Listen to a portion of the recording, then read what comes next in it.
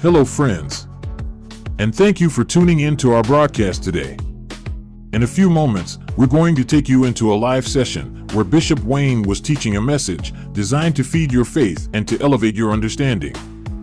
We invite you to join in as if you were here in person and to light up the chat box with your comments and confirmations. This hour of power is your time to recharge, to renew, and even to reset your mind for a life of purpose, passion, and power. At the end of this message, we have an important announcement for you. So do stay tuned. But now let's go into the hour of power with Bishop Wayne Malcolm.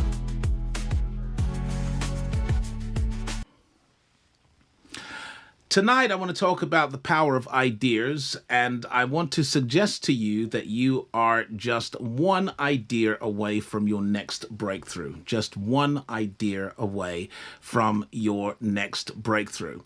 And it may seem like you need a lot of things in order to break through, like you need a lot of help. You're going to need a lot of advice. You're going to need a lot of money. You're going to need a lot of resources in order to break through. But I want to suggest to you that you are perhaps just one idea away from your next breakthrough. And we're going to talk about the power of ideas right now. So the outline is I'm going to give some context to the concept. I want to talk about the ancient trade. I want to talk about the thinking class. I'm going to talk a bit about the factory school system, and some of you have been on my classes where I deal with the miseducation of the masses. And I talk about the factory school system that was designed to mass produce a slave class and a workforce. I'm going to talk about that a bit tonight. I'm going to talk about equal opportunity and the art of conversion. So, this is going to be epic. So let's give some context to the concept. Here is a powerful statement.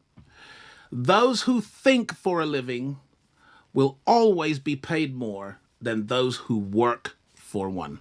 Woo! Oh, help me now. Do you know what? That requires a new sound effect. That's the sound effect. That's the sound effect for an epiphany, a light bulb moment, a breakthrough in understanding. Because here's what it is. Those who think for a living will always be paid more than those who work for a living. And this is not just my conclusion. It is the very conclusion that the richest man who ever lived came to. He said, wisdom is the principal thing, therefore get wisdom. And with all thy getting, get understanding. Exalt her, and she shall promote thee. She shall bring thee to honor.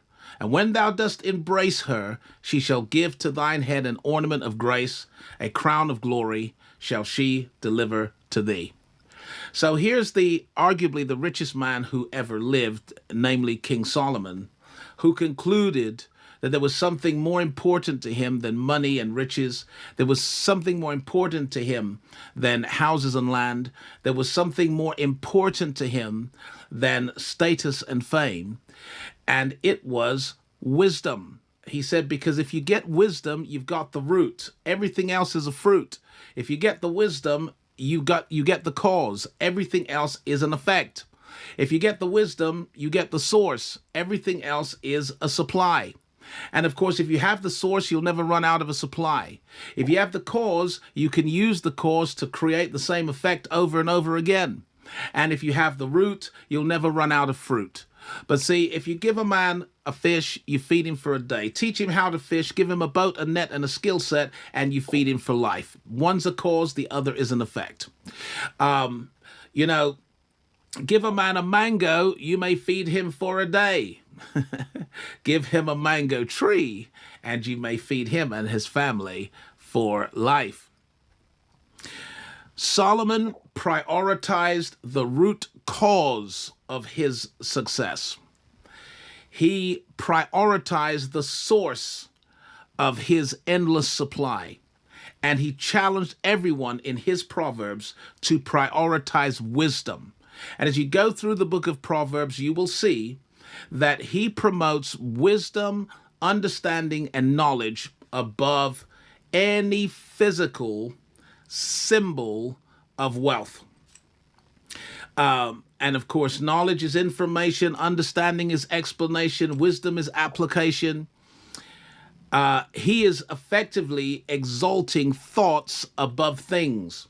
He's exalting thoughts above things because he understands that things come out of thoughts. Now, look, I wasn't going to go here, but I'm going to go here tonight. And I'm going to say that according to Hebrews 11, the things that are seen were not made from things that do appear. In other words, the physical world came out of the spiritual world. The spiritual world is the cause, the physical world is an effect.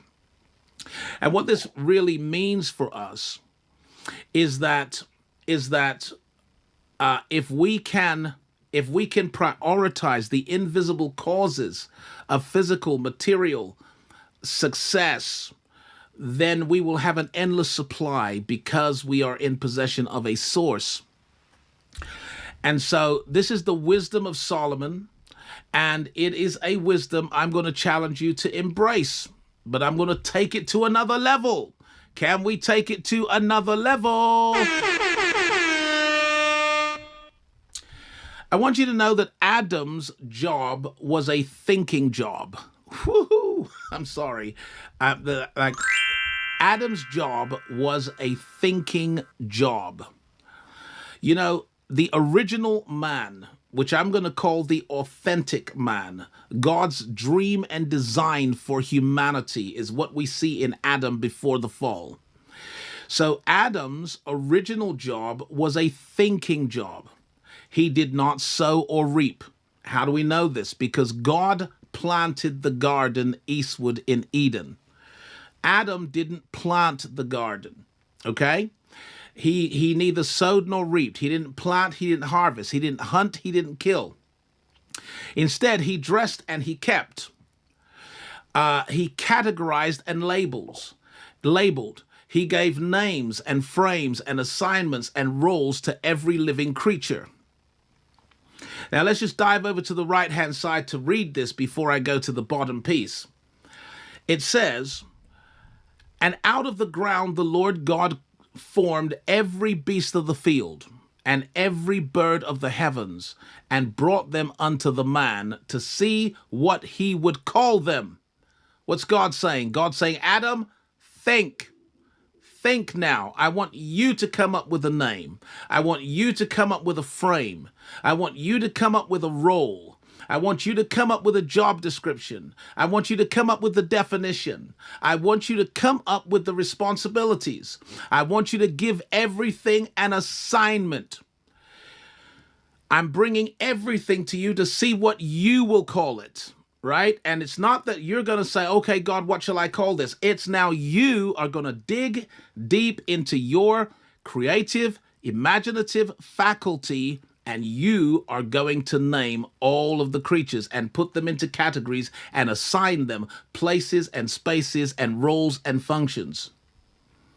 And the man gave names to all cattle. Understand, when you see the word name in the Bible, it's a name. It is a name is a frame, okay? A name describes your nature, but a name is a frame, which means Adam is giving context to the cattle. He is giving an assignment. He's giving role. He's giving a place, a space. He's organizing the world, the environment around him. The man gave names to all cattle and to all the birds of the heavens and to every beast of the field. But for man, there was not found help meet for him. So I want you to see this with me, because this is quite profound. I want you to see that in the paradise of God's intent, in the paradise of God's purpose, in the paradise of God's plan, man's job is a thinking role. Okay? It's a thinking role. And this means he's going to work with his mind. His mind is going to be his office. His mind is going to be his tool set. His mind is where he's going to develop his skill set. Because in the original plan and in the paradise of God's purpose and intent, man was not sowing or reaping, man was not hunting and roasting, man was naming and framing and organizing and designing.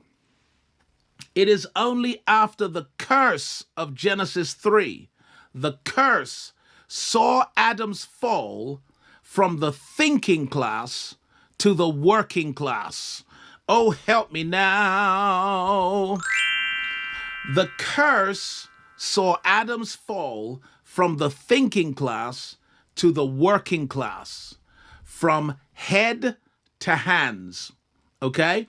Because after the fall, it was said to Adam, in the sweat of your face shall you eat bread, all the days of your life, till you return to the dust. For dust thou art, and to dust you will return. So what's happened here is that Adam is now under the curse, which is evident from his fall from a thinking creature to a working creature, or from the head to the hands. Because before the fall, there's no sweat. Before the fall, the trees bring forth fruit, okay, bearing seed, so after its kind, so that consumption in the paradise of God's intent produces, enables production, right? Consumption enables production. In a cursed context, production produces scarcity and lack. Consumption produces scarcity and lack within the cursed context. But in the blessed context, consumption would lead to more production, because for every fruit you eat, you will release new seed into the ground. And the new seed will become new trees bearing more fruit. And whereas you can count the number of seeds in a fruit, you cannot count the number of fruit in a seed. Only God can count the number of fruit in a seed. And so in the blessed context of the paradise of God's original intent, the authentic man is a thinking being. He belongs to a thinking class. Now, I want you to say, given that you are now the redeemed man. So in the Bible, we have the original or authentic man, we have the fallen man, and we have the redeemed man. Now, we are the redeemed, and the redeemed man has the paradise restored, first internally and then ultimately externally. But that paradise of God's original intent is restored inside of us as the redeemed class, and then ultimately that is expressed outside of us. So I want you to write in the chat box, I am the thinking class. I am the thinking class. You know, the United Kingdom is a class-oriented society in which we have at the very top the aristocrats, and then we have a working class, or what in the States you might call the middle class. What class do you belong to? I am the thinking class. I belong to the thinking class. Why? Because I am made in the image and the likeness of God. The original man, the authentic man, is a reflection of God. Now, to reflect God, we must think and share our thoughts. Woo! Oh my word, that is actually so powerful. To reflect God, we must think and share our thoughts. You know, what is the image of God? What is the likeness of God? What is the reflection of God? It's not in your body, okay? It's not in your body. The image and the likeness of God is visible in the creative appetite and capacity of human beings. And it is our insatiable appetite to create and our limitless capacity to create that fundamentally differentiates us from animal kind. So animals, at a physiological and even biological level, have striking similarities to human beings. But the distinction between humans and animals is our insatiable appetite to create and our limitless capacity to create. It is the use of our imagination, and it is the fountain of our ideas. It is our thought life that differentiates us from animal kind. So no matter how much the monkey looks like a man or the man looks like a monkey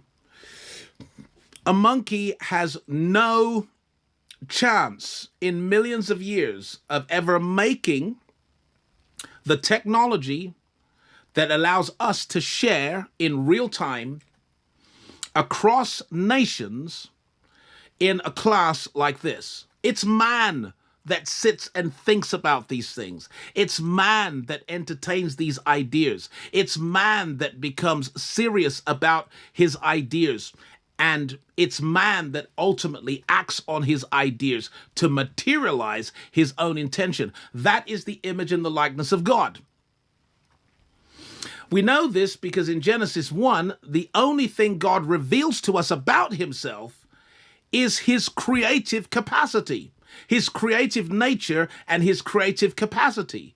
In Genesis 1, we don't know that God is love. We don't know that God is merciful. We don't know his holiness. He hasn't revealed to us his other attributes. The one attribute he reveals to us is that he created heaven and earth, that he is the creator, that he is creative. So when Genesis 1 says he made man in his image and likeness, it's saying that the creator made a creator. You are a creator. By nature, you are creative. You have an insatiable appetite and a limitless capacity to create. And this is why reflecting God means thinking and sharing our thoughts. Let me read it to you this way. The original man is the image and likeness of God. God made the universe through his word.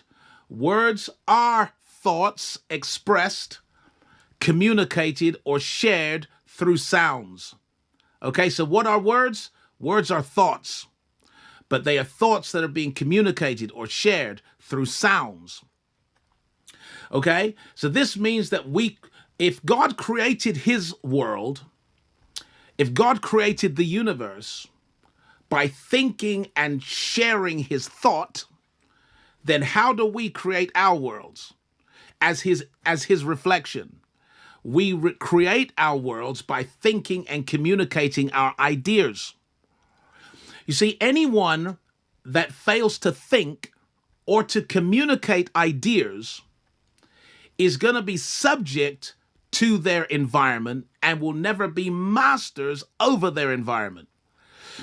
Like, we are born into a set of circumstances, and those circumstances will either become our master or they'll become our servant.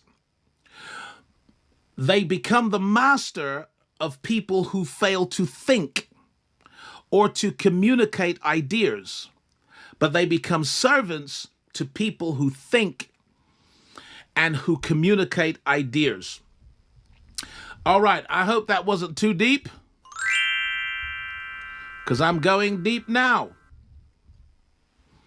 Even fallen man can create kingdoms with the power of his imagination. Oh, Lord, help me now. Even fallen man can create kingdoms with the power of imagination. Genesis 11, verses 5-6. And the Lord came down to see the city and the tower which the children of men builded. And the Lord said, Behold, the people is one. They have all one language, and this they begin to do. And now nothing will be restrained from them which they have imagined to do. Which they have imagined to do.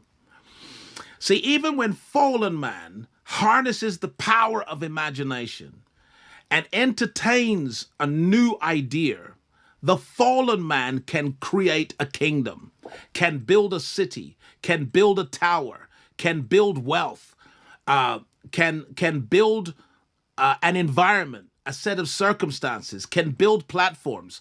Fallen man can build cities. And I don't need to spend time proving that. I would just say, open your eyes, look out the window, and you'll see cities built largely by fallen men. Why? Because even the shattered image of God, when Adam fell, the image of God shattered. Even the shattered image of God in a fallen man has the potential to create kingdoms, to build systems, to change an environment, to break through a barrier. So that's the power of ideas. Ideas are so very powerful.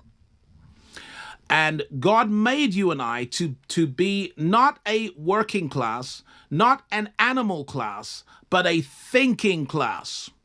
We are God's kind, okay? You'll remember in the garden, every living thing had seed in itself capable of reproducing itself, but only after its kind. So that apples will produce apples, and oranges, oranges, right? And cows, cows, and goats, goats. So what God was making in man is the God kind. Original man, authentic man is the God kind, and that puts him in the thinking class. You and I are the God kind, and we belong in the thinking class. Our original job is a thinking job. It's not a manual job. I wish I had some help in here. The authentic man in the paradise of God's original intention and purpose is the God kind in a thinking class who thinks for a living and doesn't manually work for a living. Only after the curse does man manually work for a living. Only after the curse does Adam's job move from his head to his hands. Only in the context of the curse do you sweat for bread. But in the context of the blessing, you think and grow rich. Woo! I wish I had some help in here. In the paradise of God's purpose and original intent, you think your way into riches. Does that mean you don't have to do any work? No. It doesn't mean that, because you have to act on your ideas. But it means that the source of your wealth, the source of your prosperity, the source of your abundance, the source of your enlarged territory, the source is going to be the quality of your ideas. The quality of your ideas.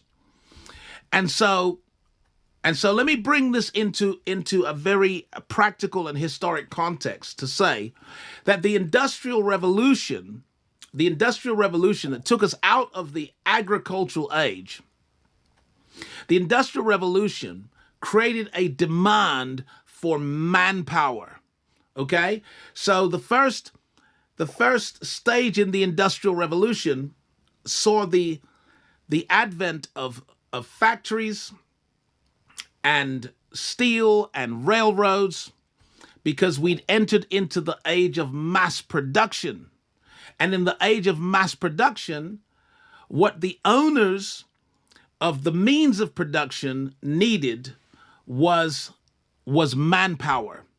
They needed manpower, okay?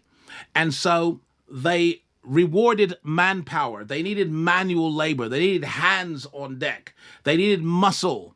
They needed people to lift, to shift, to move, to operate equipment. And so the Industrial Revolution created a demand for manpower, a huge demand for manpower, However, the digital revolution, help me now, the digital revolution has created a demand for mind power. Woo!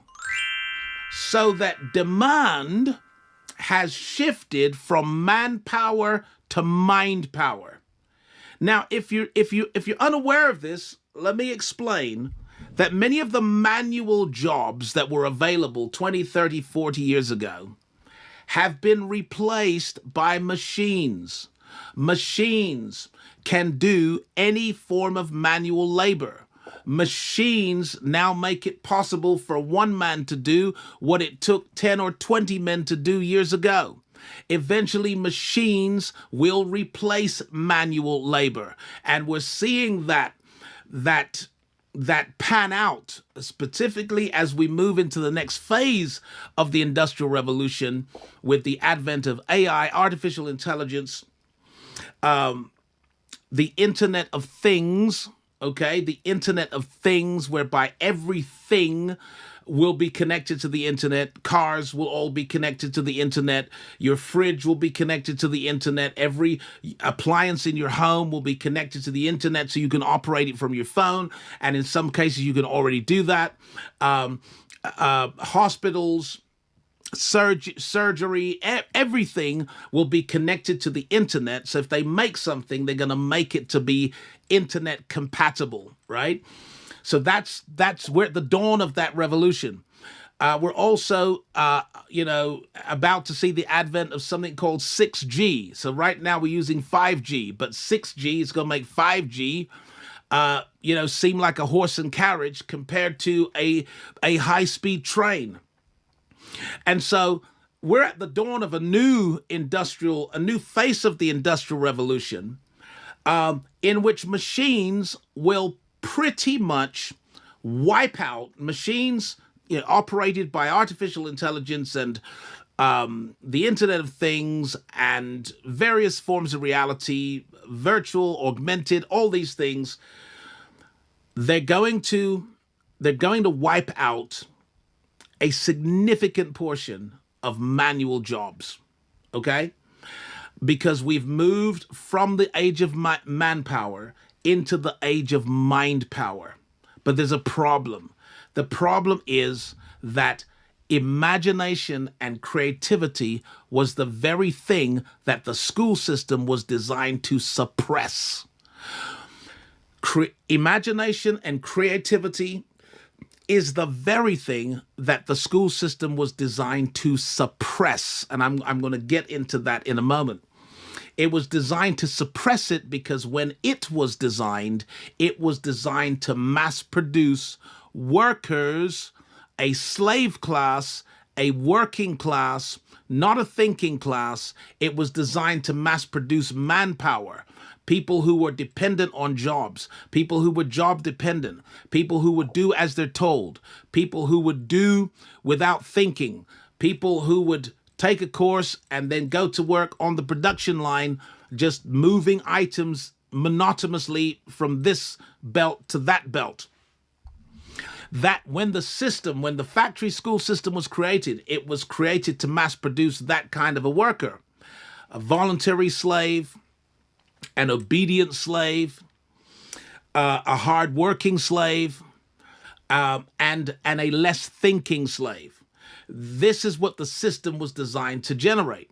Here we are now, in this stage of the Industrial Revolution that requires thinkers, ideas, innovation, creativity, mind power, imagination. It requires all of these things, but these are the very things that the system did not teach us. So if the system didn't teach us that, guess what? We're going to have to teach ourselves. Okay? We're going to have to wake up, smell the coffee, and teach ourselves how to become creative, imaginative, problem solvers, solution centers, innovators, and because this is what the new economy demands, and this is the class into which God created you. Somebody help me preach up in here, even though I'm just teaching right now. I'm getting all excited. We have transitioned within the space of a generation from manpower to mind power. We've transitioned from working with our hands to working with our minds, okay? Working with your head. We now need a thinking class who are rich in ideas, imagination, and creativity. We need a thinking class who are rich in ideas, imagination, and creativity. And if you are part of the thinking class, if you're ready to become part of the thinking class, again, I want you to write in the chat box, I am the thinking class. I am the thinking class. I'm loving your comments, by the way, so just keep them coming. I'm loving your comments. So I want to make a bold statement here. The bold statement is that the oldest and most lucrative business in the world involved the exchange of ideas.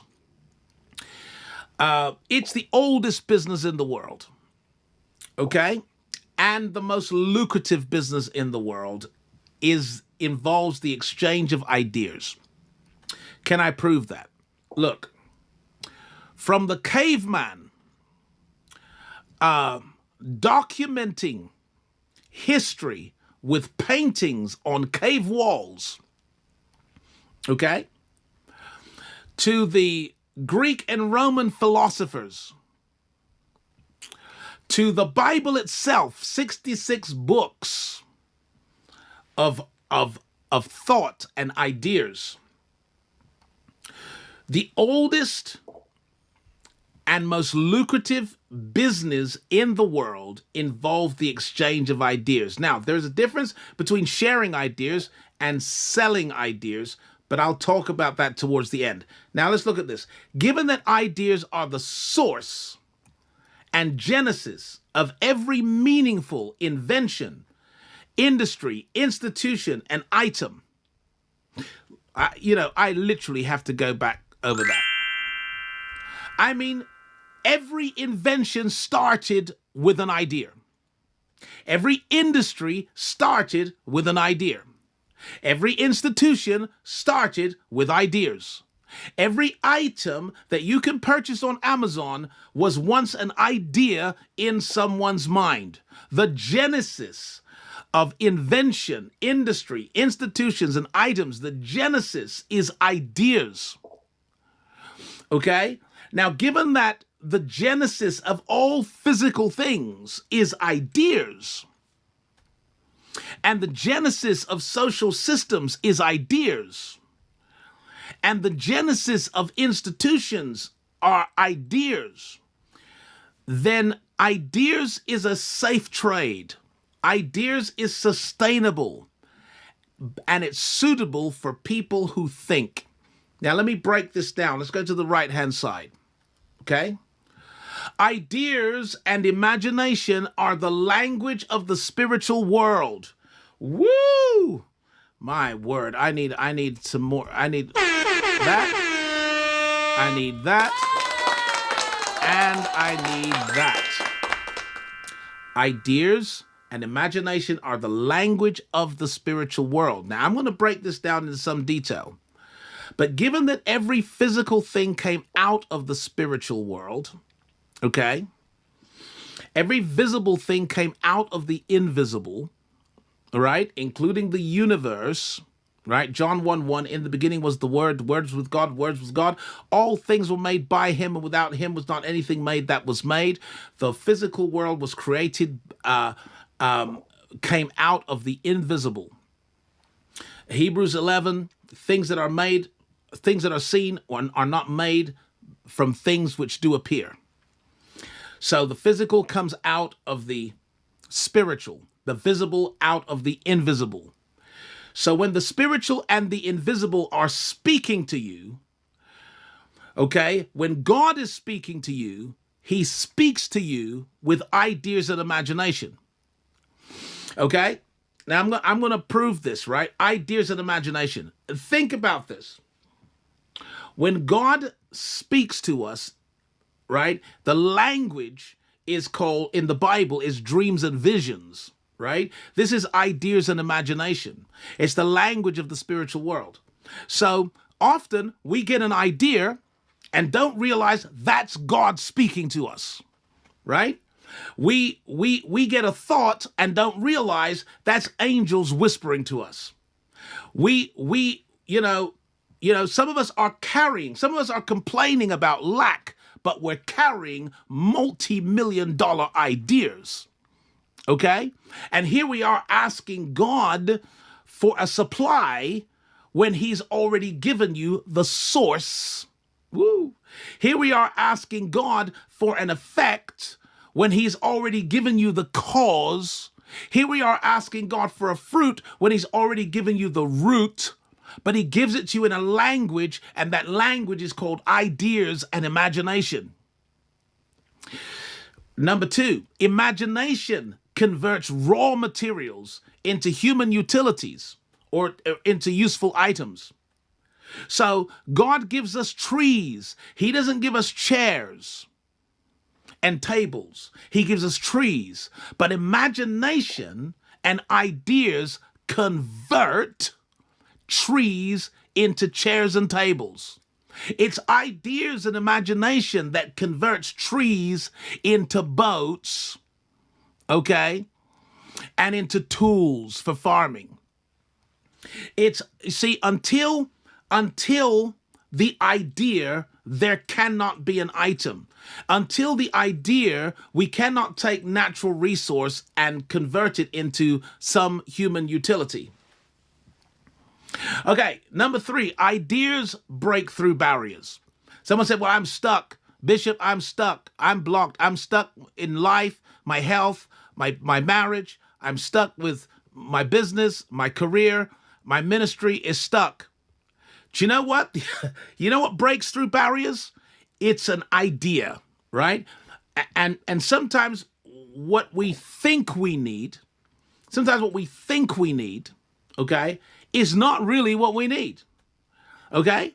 What we want sometimes is not what we need. What we need is an idea, because an idea like a laser will cut through the barrier. A great idea will literally transform your circumstances overnight. A great idea can take you from broke to billions in record-breaking time. A great idea can change your circumstances very quickly. A great idea.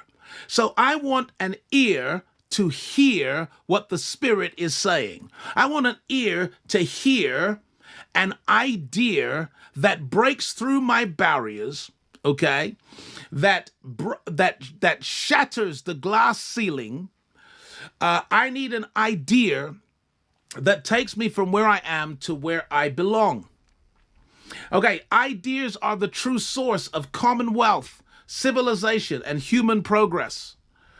Okay, so we've made a lot of progress, from savagery to civility. Okay, we made a lot of progress as the human race. We've made a lot of progress. All of that progress was facilitated by ideas which could be communicated.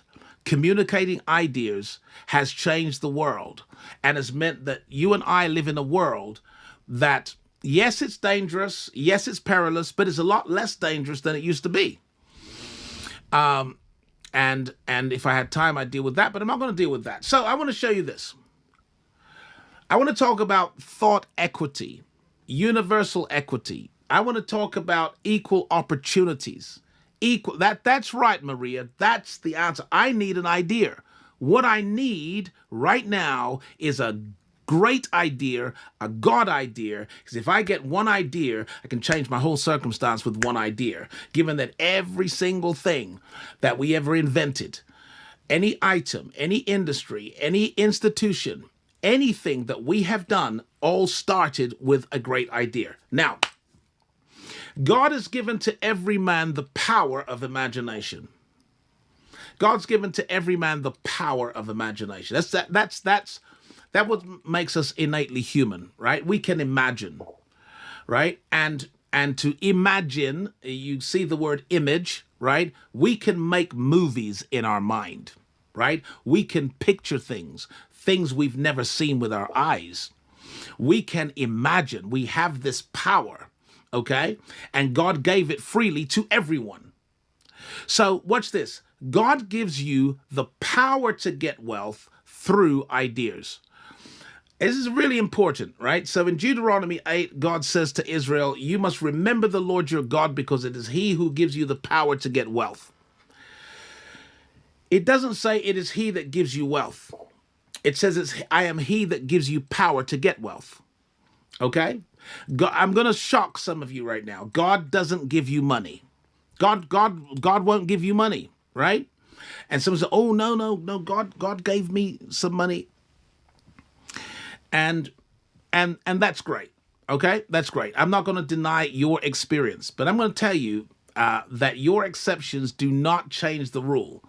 The rule is that what God gives us is the power to get wealth. And the power to get wealth is a wealth-generating idea or a set of wealth-generating ideas. What God gives you is an idea, okay? If you ask God for wealth, guess what he's going to give you? He's going to give you an idea. Woo! So if you ask God for wealth and then sit down in your chair waiting for the postman to put a check in the door in the mail, you may be waiting a very long time and your life may expire before that happens. If you ask God for wealth and you start looking for someone to give you money, you may be waiting a very long time. Because if you ask God for wealth, typically he's going to give you an idea, a wealth-generating idea. And this means that you are one idea away from health, wealth, and happiness. You are one idea away. You are so close to your next breakthrough when you realize that the only thing standing between you and it is that one idea. And so I want you to write in the chat box one idea, okay? Just one idea. Because God will give you the power to get wealth in the form of an idea to generate wealth. Now, I've put it this way in red. And what I've said in red here is so powerful, that's why I've put it in red. When you pray for things, God answers by giving you thoughts. Woo!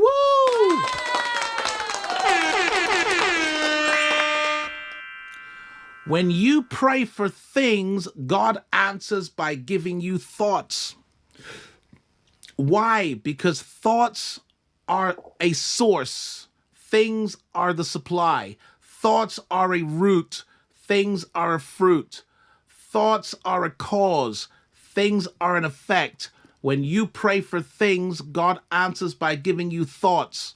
When you pray for things, don't be looking for things from God. Look for thoughts from God. You know, there's a passage in Malachi where Malachi challenges the children of Israel to bring all the tithe into the storehouse. And he says prophetically, prove me now herewith, saith the Lord, if I will not pour you out a blessing, there'll not be room enough to receive it. Wow. So this was the covenant with Israel. And the covenant with Israel said, bring the tithe and I'll pour you out a blessing. Okay, the word blessing is the Hebrew barakah. Barakah is the Hebrew for blessing. And it literally translates a benediction, a benediction.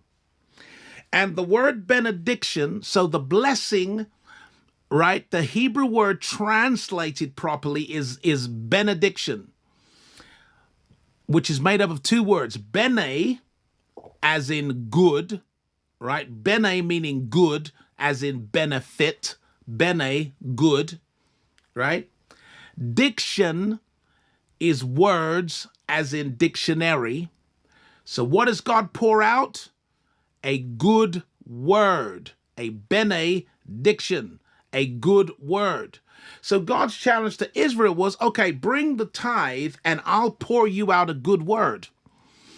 So that instead of looking for your answer, you must listen for your answer. Woo! Somebody help me scream.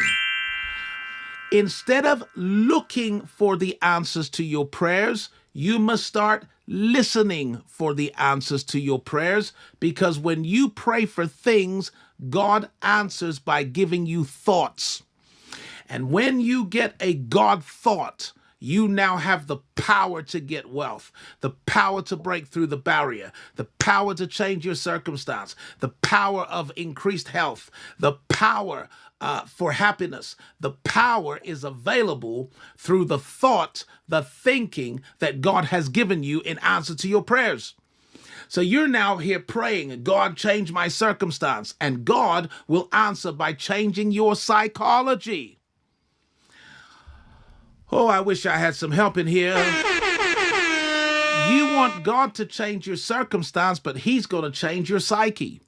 You want him to change your things, but he's going to change your thoughts. And so when you pray for things, don't look for the answer, listen for the answer, okay? We watch and pray, not with the natural eye, but with the spiritual eye, because we walk by faith and not by sight. And faith comes by hearing, and hearing by the word of God. So when you are praying for things to change, for a new beginning, for a career change, for a breakthrough in your marriage, a breakthrough in your health, a breakthrough in your finances, a breakthrough in your ministry, you're praying about these things, the answer is going to come to you in thought form. It's going to come to you as ideas. It's going to come to you as strategy. That's how God answers your prayers. Woo! So now, I want to talk about acting on your ideas. And I'm going to do it by summarizing a story in 2 Kings chapter 4, verses 1 to 7. And it is a story of a widow who was in debt, okay? She was in debt, and the creditors had come to take her 2 sons, okay? Now, she was down to nothing and about to lose the something she thought she had. And she cried to the prophet, to the man of God. And the prophet Elisha said to her, What shall I do for you? What do you have in the house? Now, let me paraphrase that. He was saying, what are you expecting me to do for you? Okay? Are you expecting me to give you the money to pay your debt? Because I'm not going to do that. Here's what I'm going to do. I'm going to show you how to transition from extreme poverty to extreme prosperity. I'm going to show you how to go from broke to billions. I'm going to show you how to move your location from down to nothing to up to something. I'm going to show you, I'm going to give you some new ideas. And so here's effectively what the prophet said. Now you can read this and I'm just paraphrasing. First thing the prophet said is, what do you have in the house? What do you have in the house? In other words, I want you to conduct a personal audit. I want you to look into your life, and I want you to find something that you have, because you are never, ever down to nothing. You always have something. David said, I was young, now I'm old. I've never seen the righteous forsaken, nor his seed begging bread. In other words, the righteous, you always have something.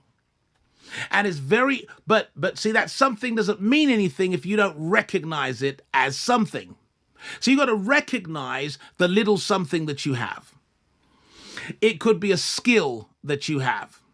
It could be a story that you have. It could be an idea that you have, but you have something. And I'm going to say this to you, and I want you to receive this as a word from God for you. And it is this, that something you already have from God is the key to everything else God has promised you. Something you already have from God right now is the key to everything else that God has promised you. I said that to say this: you've got what it takes, because it's not going to take any more than what you have, right? You got it. You have something. It could be a skill set. It could be an experience, a story. It could be advice, counsel. You have something. Now, so the first key is to recognize your ideas. Second key is to value your ideas. Okay? In other words, stop calling it nothing. Stop calling it nothing. Because if you call your something nothing, you lose the something that you have. But if you call your nothing something, you get much more. Jesus said it this way: to him that has will more be given, but to him that has not will be taken away that which he has. So if he has not, then there's nothing to take away, right? So clearly you had something to have it taken away.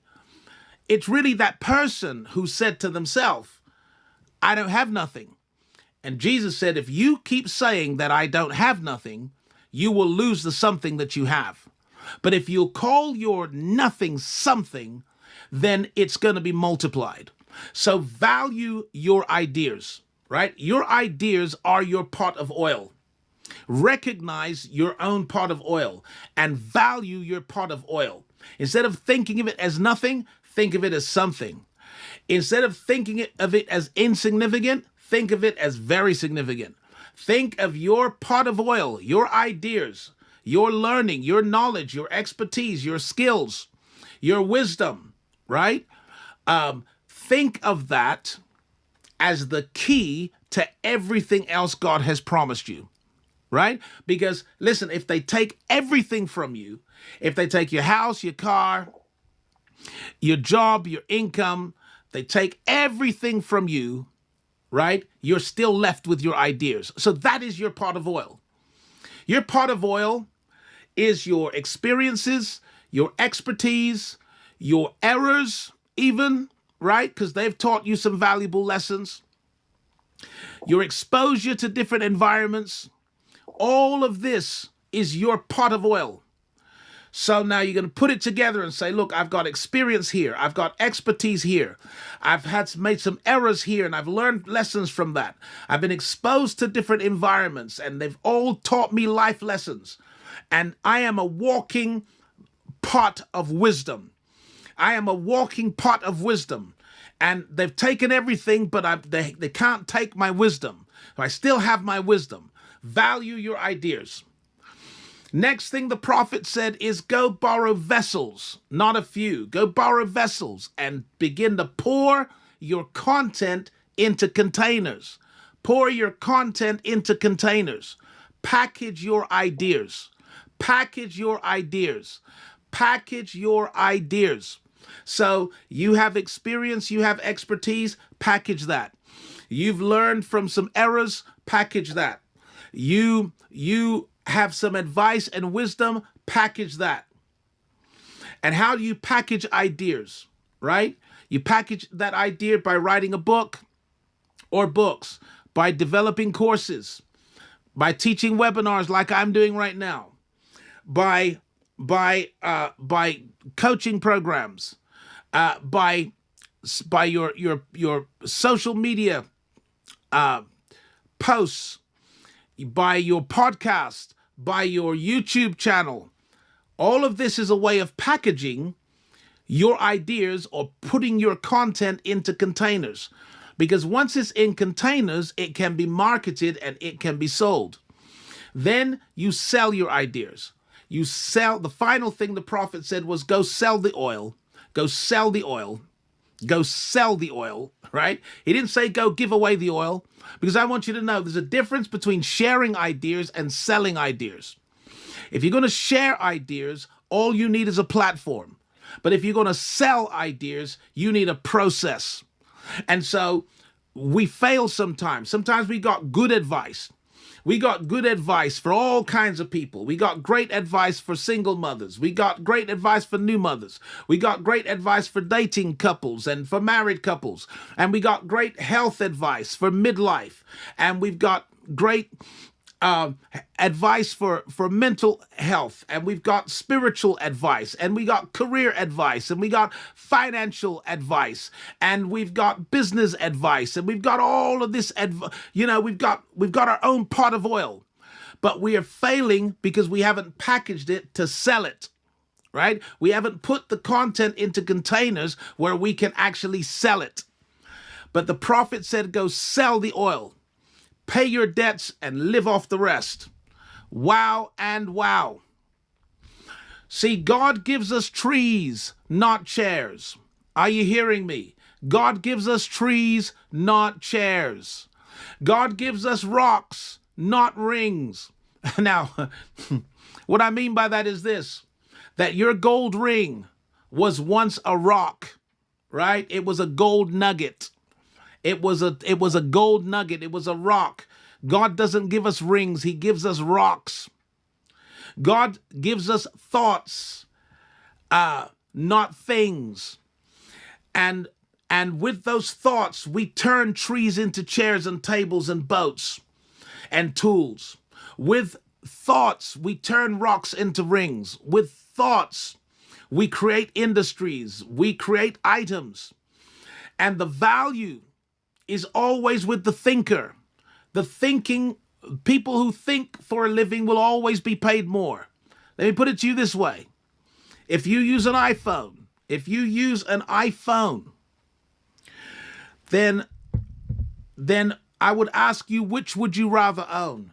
Would you rather own the iPhone, the item, or would you rather own the idea? Because whereas the item may be worth $1,000, the idea is worth billions and billions of dollars. So I'd rather own an idea than simply an item. And I challenge you to become a thinker, to act on your ideas by packaging stuff and selling it. Join the Business Bishop, Wayne Malcolm, for a high-impact learning experience that will unlock the blueprint for establishing visibility, credibility, and authority in any niche market. Are you tired of being the best-kept secret in your industry? In today's world, success doesn't just come from expertise, it comes from being recognized as the expert. The most successful entrepreneurs, thought leaders, and business owners don't just offer services, they shape conversations, command attention, and lead movements. This exclusive masterclass will equip you with the secrets to establishing your voice, increasing your influence, and turning your knowledge into a powerful and profitable brand. The world no longer rewards the best products or services, it rewards those who are seen, heard, and trusted. If you're an entrepreneur, thought leader, or business owner, and you're not strategically positioning yourself as the go-to authority in your field, you're already falling behind. The Thought Leadership Code is your fast track to standing out, gaining influence, and turning your expertise into a powerful and profitable brand. This elite masterclass with the Business Bishop, Wayne Malcolm, gives you the proven blueprint to rise above the noise and establish yourself as the recognized authority in your niche, without spending years trying to figure it out. Register now and secure your space. Hey there, entrepreneurs! If you enjoy the teachings of Bishop Wayne Malcolm, I've got something amazing for you. Introducing the New Breed Community, an exclusive online platform for kingdom-conscious entrepreneurs, professionals, investors, and creators. This isn't just a community, it's a movement where we discuss and explore kingdom concepts. Here, kingdom-minded people connect, share, learn, and grow together. Inside, you'll find exclusive content from Bishop Wayne Malcolm, including special sessions just for members. And the best part? It's free to join. The New Breed Community sits on the Heartbeat platform, where Bishop Wayne Malcolm is excited to meet you online.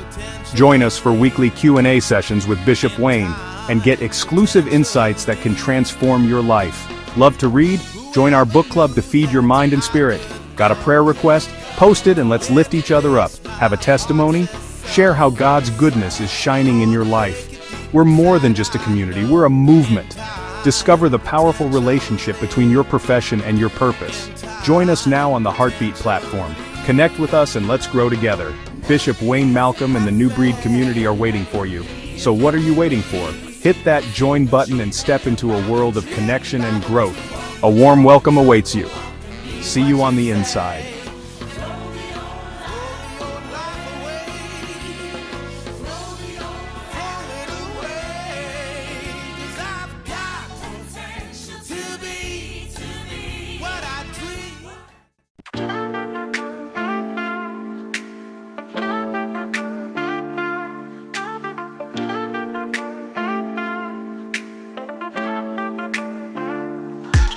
Yo, it's time to rise, wake up from your sleep. Bishop Wayne's got the guidance, the wisdom runs deep. Subscribe and like, let's spread this truth loud. Comment, share it wide, let's stand tall, be proud. Kingdom coaching, we got the plan. Success principles, grab a hold and take a stand. Subscribe, like, comment and share. Bishop Wayne's teaching, we're climbing the stair. In the kingdom of hopes, together we'll thrive. With biblical truths, we'll keep dreams alive.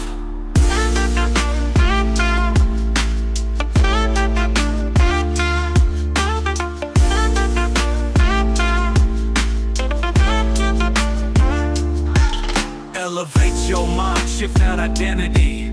In the marketplace of life, claim your clarity. Rule in the midst of the trials and the gloom. With faith as your armor, watch blessings consume. Stand firm, be bold, let your light be known. With each step forward, you'll claim your throne. Subscribe, like, comment and share. Bishop Wayne's teaching, we're climbing the stair. In the kingdom of hopes, together we'll thrive. With biblical truths, we'll keep dreams alive.